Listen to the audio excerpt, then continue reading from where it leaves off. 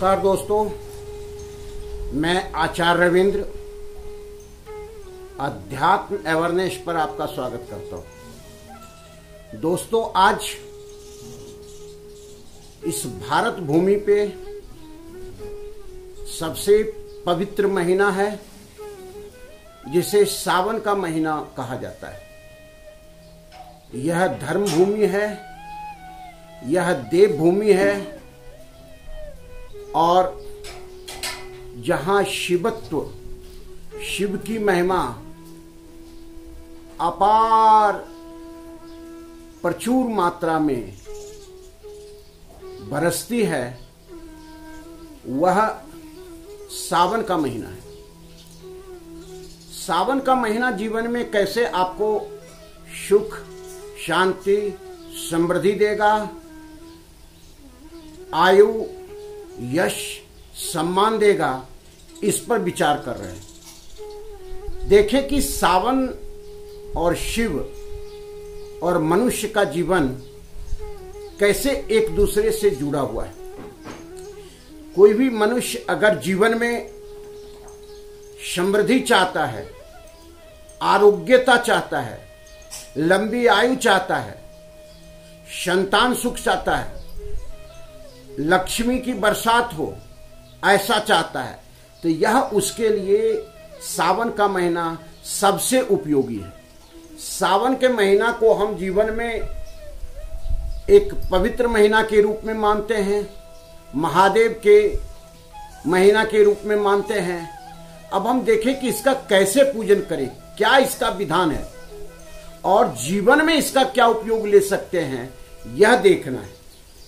तो इसके लिए हमें सावन के इस महीने को गंभीरता से लेना होगा और जीवन में इसका साधना के रूप में उतारना होगा। सावन जो है यह 12 महीना में सबसे पवित्र महीना माना जाता है। इसी महीने में समुद्र मंथन हुआ था। समुद्र मंथन में जो विष हलाहल निकले थे, उसे भगवान शिव ने अपने को अपने अंदर धारण किया था, जो कंठ में आकर के आप देखते हैं कि नीलकंठ उनको कहा जाता है। नीलकंठ अर्थात कंठ में जो विष रूपी नीला स्वरूप है वह समाहित हो गया। पूरे ब्रह्मांड में उद्वेग, क्योंकि शिव के अंदर ही उद्वेग उत्पन्न हो गया। इसीलिए इस सावन के महीने में भगवान शिवलिंग पर जल अर्पित करते हैं। तो जल अर्पित करने का मुख्य कारण यही है। तो हम इसे कैसे देखें? क्या आप सुख चाहते हैं? क्या आप संतान चाहते हैं? क्या आप लंबी आयु चाहते हैं?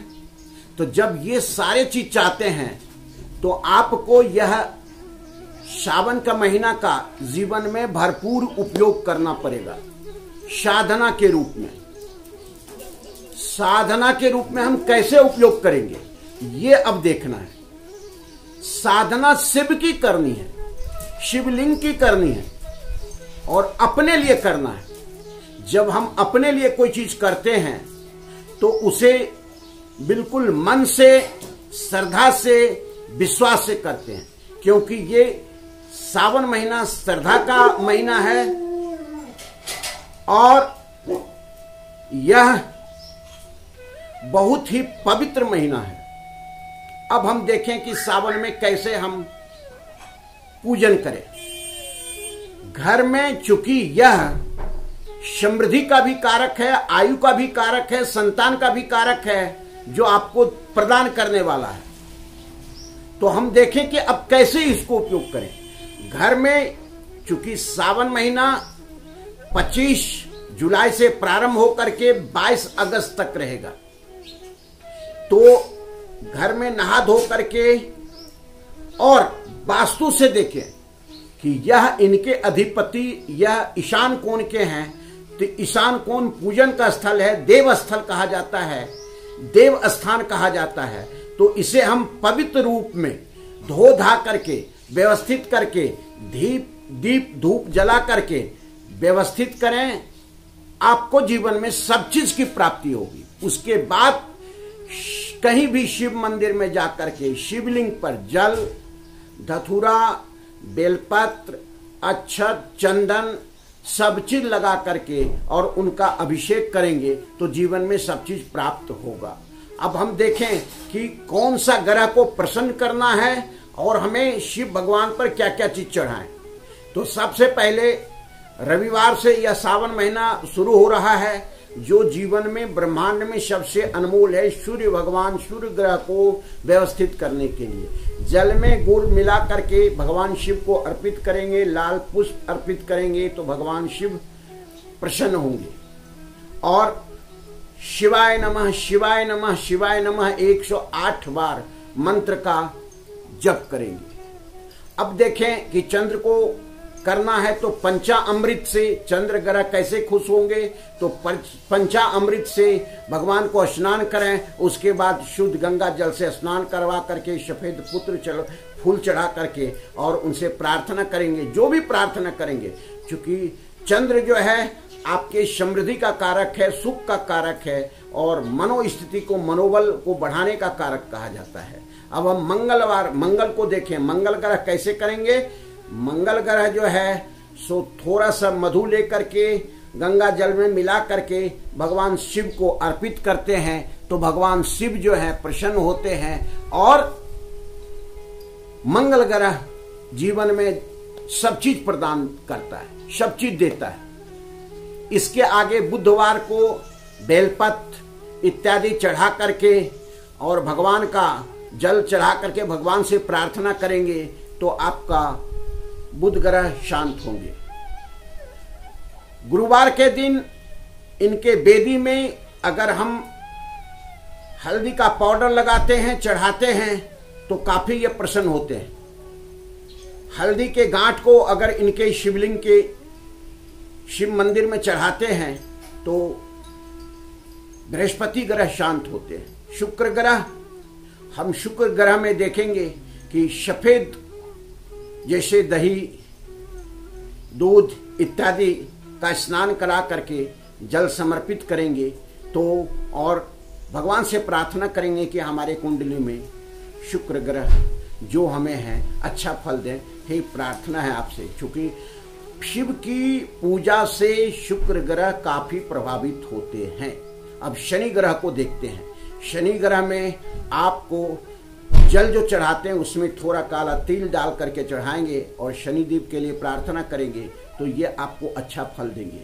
जीवन में सब चीज प्रदान मिलेगा, सब चीज आपको मिलेगा। राहु और केतु को भी हम प्रभावित कर सकते हैं। राहु तो ऑलरेडी उनके गले में है, सर्प है, तो जब भी पूजन करें तो सर्प का पूजन करें तो निश्चित रूप से राहु केतु भी शांत होते हैं। जल चढ़ावें और प्रार्थना करें तो आपको राहु केतु भी शांत होते हैं। तो हम नवग्रह की बात देखें। अब क्या चीज चाहिए? जो चीज चाहिए, सुख चाहिए, संपत्ति चाहिए तो जौ चढ़ाए। आपको यश सम्मान चाहिए तो चावल चढ़ाएं। आपको संतान चाहिए तो गेहूं चढ़ाएं।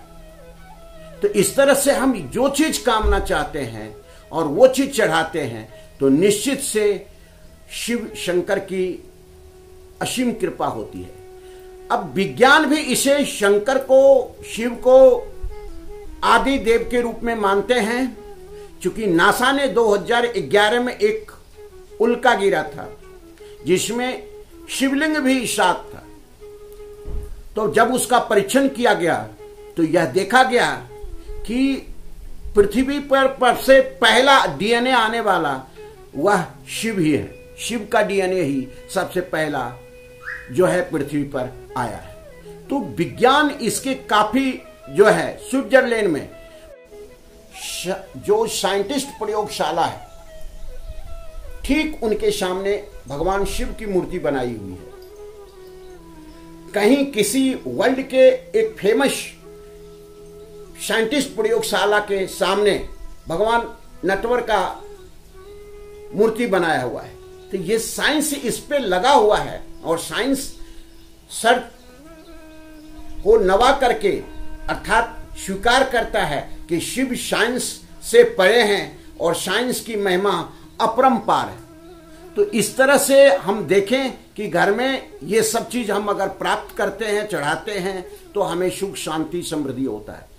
सुख भी चाहिए और एक महत्वपूर्ण जिसकी शादी नहीं हो रही है, आपको याद होगा या आप शास्त्र में शिव पुराण में जाकर के देख सकते हैं कि पार्वती जी ने पूरी श्रावण शिव की आराधना की थी, तभी उन्हें शिव भगवान की प्राप्ति हुई थी। तो कोई भी देव कन्या, कोई भी कन्या जो शादी के लिए इच्छुक है और अच्छा वर चाहता है, तो वह पूरे श्रावण अगर शंकर भगवान की तपस्या करता है, साधना करता है, सोमवार व्रत रखता है और जीवन में खुशी चाहता है, शादी विवाह चाहता है, तो ये सारे विधान से उसे अवश्य प्राप्त होंगे। अकाट्य है, यह सारे प्रयोग अकाट्य है और हजारों लोगों पर इसे आजमाया गया है।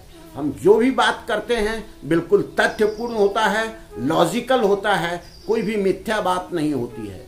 इसलिए आप समझें, अपने जीवन में आप चाहते हैं खुशी, आनंद, यश, सम्मान, संतान, आरोग्यता, तो ये सबसे पवित्र महीना है और हिंदू के लिए और हिंदू के दूसरे भी वर्ग के लोग जो आज विश्व में कर रहे हैं, तो वो आप देखें कि इसका लाभ ले रहे हैं और लाभ लेते रहेंगे। थैंक यू, धन्यवाद। फिर मिलते हैं अगले